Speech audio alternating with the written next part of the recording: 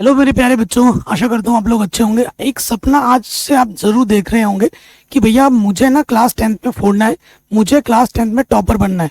अगर ये सपना आपका है तो इस सपने को मैं साकार करके रहूंगा।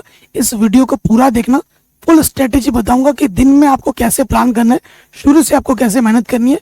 वीडियो पूरा देखना, ठीक है। तो देखो भाई, सिर्फ सोचने से काम नहीं चलेगा, उसके लिए हमें करनी होगी कड़ी मेहनत। मैं आपको हमेशा बोलता हूँ, शुरू से पढ़ाई करनी है, कम पढ़ो लेकिन डेली पढ़ो। इस वीडियो में मैं वही स्ट्रेटेजी रखूंगा कि हम ज्यादा भी नहीं पढ़ना है आपको, क्योंकि थोड़ा थोड़ा पढ़ के हम कैसे टाइम को मैनेज करना है और किस तरीके से हम फोड़ सकते हैं एग्जाम में, वो स्ट्रेटेजी मैं बताने वाला हूँ, ठीक है।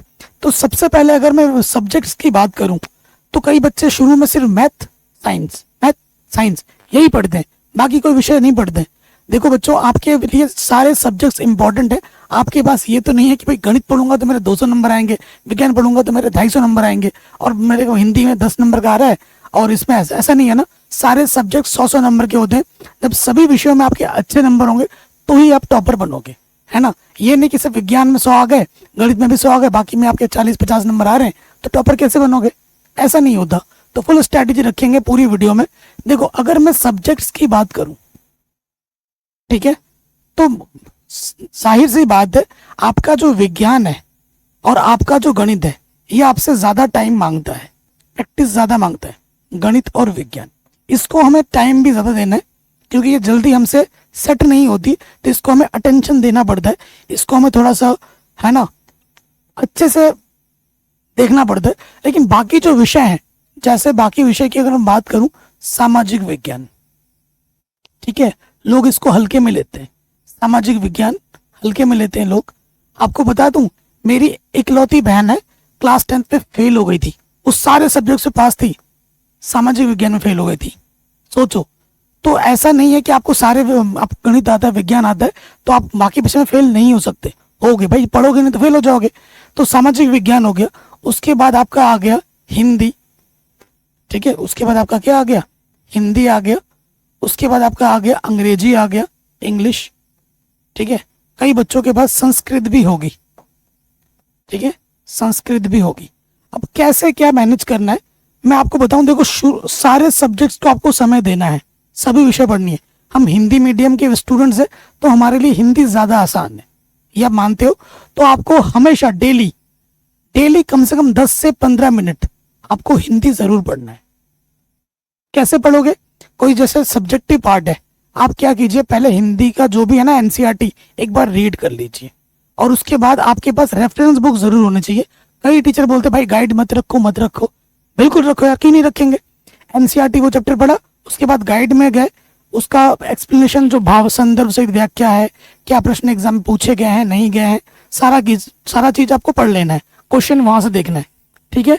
उसके बाद क्या करना है, जो भी आपका व्याकरण वाला हिस्सा है, छंद है, दोहा है, समास है, निबंध लेखन, ये जो भी चीज है, इनकी शुरुआत से प्रैक्टिस करनी है।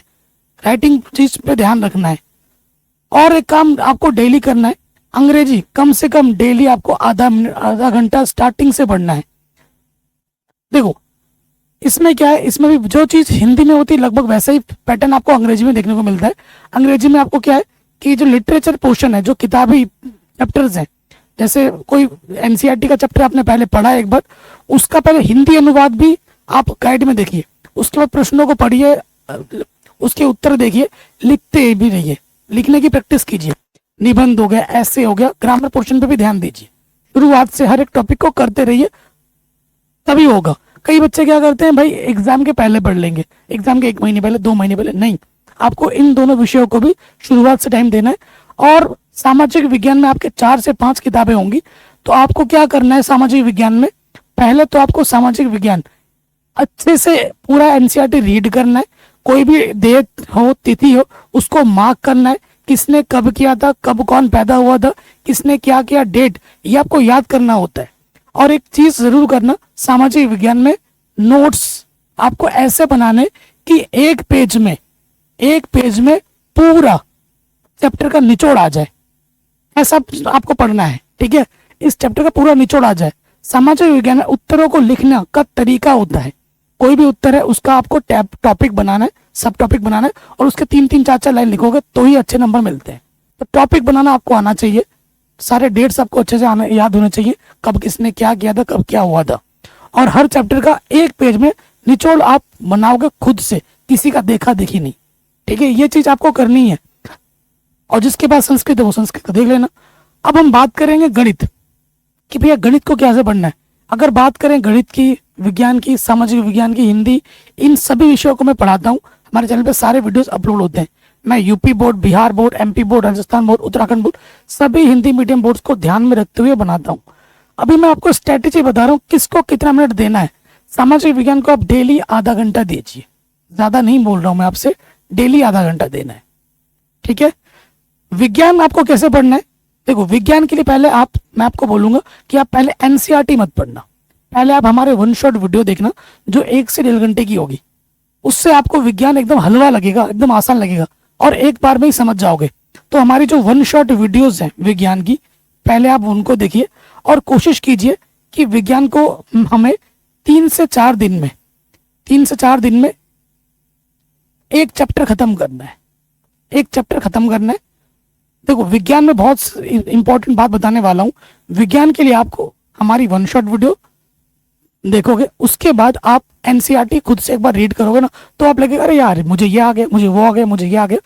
एनसीईआरटी जब आप पढ़ोगे तो उसमें बॉक्स मिलेगा आपको, बॉक्स के अंदर के कुछ प्रश्न होंगे, सारे बॉक्स के प्रश्न इंपॉर्टेंट है। और उसके बाद अभ्यास के प्रश्न मिलेंगे, वो भी इंपॉर्टेंट है, ठीक है। अगर आपको अच्छे नंबर लाने हैं तो एनसीईआरटी के साथ साथ क्वेश्चन बैंक आपको शुरू से करना है।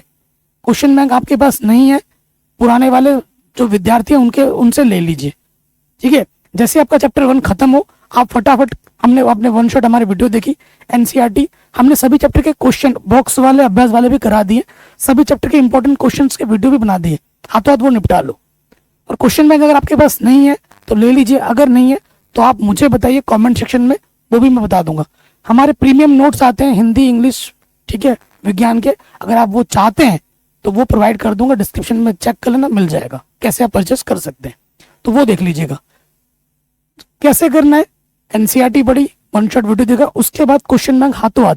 क्वेश्चन बैंक सभी विषयों के पढ़ने हैं आपको, शुरुआत से पढ़ना, चैप्टर वाइज, पेपर मत करने लगना, क्वेश्चन बैंक करना है।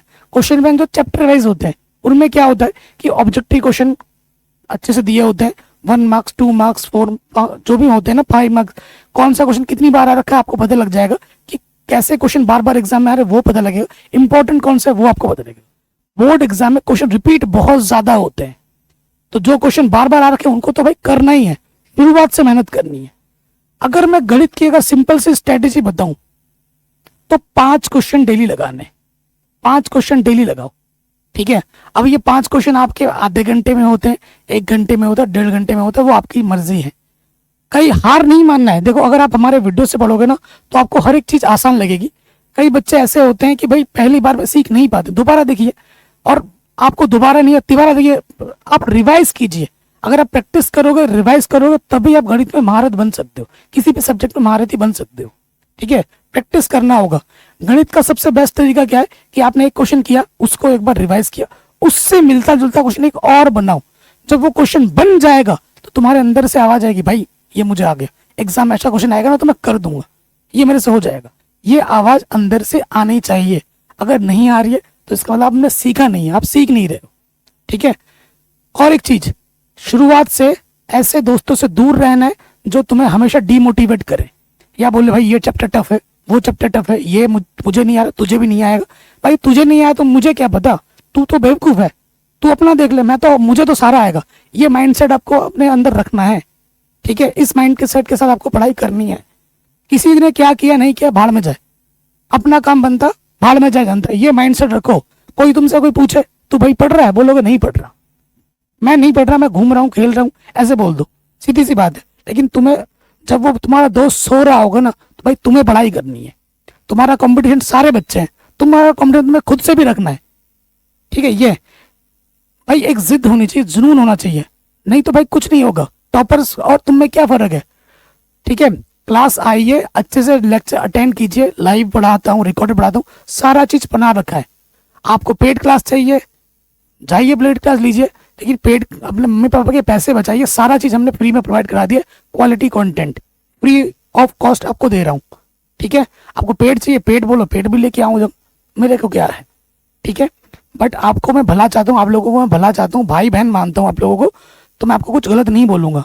ये जो भी स्ट्रेटेजी बोल रहा हूँ ना, मैं खुद फॉलो कर चुका हूँ और इतने सालों से बच्चों को पढ़ा रहा हूँ, 15 साल हो गए मुझे पढ़ाते पढ़ाते, ठीक है। तो डेली 5 क्वेश्चन लगाने। सबसे पहला जो टास्क होगा आपका वो एनसीईआरटी ही है, ठीक है। आपको एनसीईआरटी अच्छे से करनी है गणित में, एनसीईआरटी के सारे उदाहरण, एनसीईआरटी के सारे प्रश्नावली।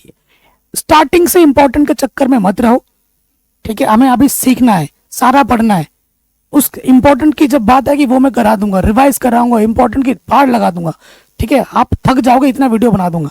तो पहले एनसीईआरटी करनी है, ठीक है। एनसीईआरटी अगर हो जाए तो क्वेश्चन बैंक के क्वेश्चन आप खुद से बनाइए, और आपके से खुद से भी नहीं बन रहे तो इसका भी मैंने वीडियो सोल्यूशन बना रखा है चैप्टर वाइज क्वेश्चन बैंक का, वो भी मैं डाल दूंगा प्लेलिस्ट में, जाके आप देख सकते हैं, ठीक है।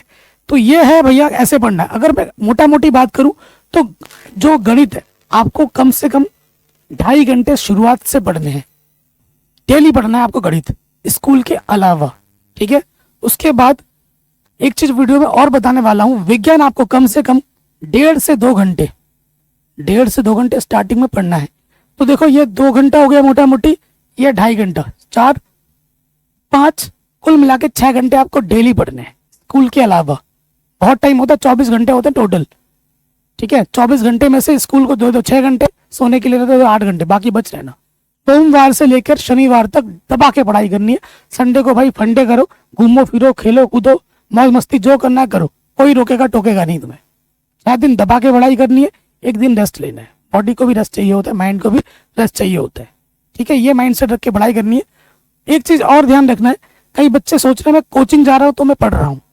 कोचिंग जा रहे हो अच्छी बात है, लेकिन self study is very important, ठीक है। सेल्फ स्टडी, सारा चीज धरा का धरा रह जाएगा।